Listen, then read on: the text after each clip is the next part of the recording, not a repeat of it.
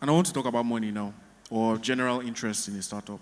Now, we all watch Shark Tank, or we read the news. Okay, for me, I write the news, but we all read the news and we see that startups, when signing investments, when getting funding, they sometimes sign over some ridiculous interest to investors. So how do startups protect their interest while raising funds? What are the legal aspects they should be considering when raising funds?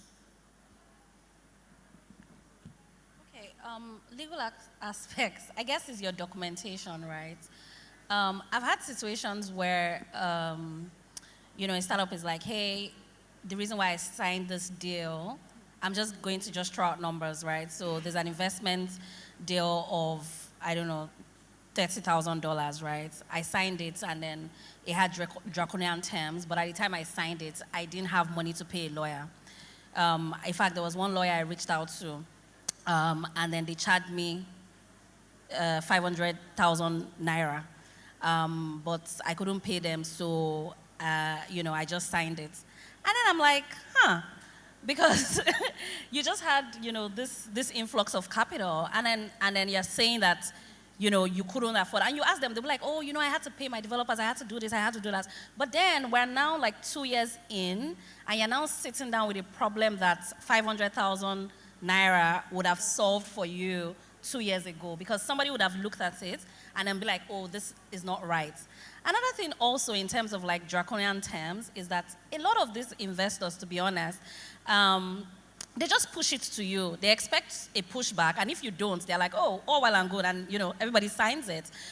I do believe that companies and investors should be on the same side, but even from a legal perspective, right, there's a principle of equity and fairness that says that before you sign anything, the other person must have had opportunity, to run it, to review it and run it by counsel. So even if you can't afford a lawyer, tell your investor and say, hey, I want us to have a very fair deal. I like you, assuming you like them. If you don't like them, don't lie. I like you, and I want you on my cap table, right? But I can't afford legal services, but I need to be able to look at these deal terms and listen to what they say. In fact, their response would even tell you if it's the kind of person that you want to be with long term. Another thing you should also take into consideration is that all money is not good money, right? And not all good money is even great money.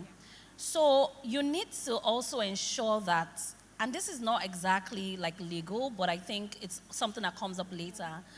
You need to diligence your investor as much as they're diligencing you.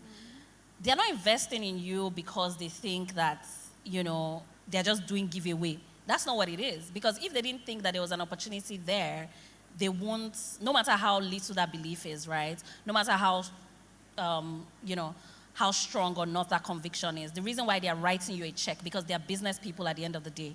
The reason why they are writing you a check is because they believe they can get outsized returns from the opportunity.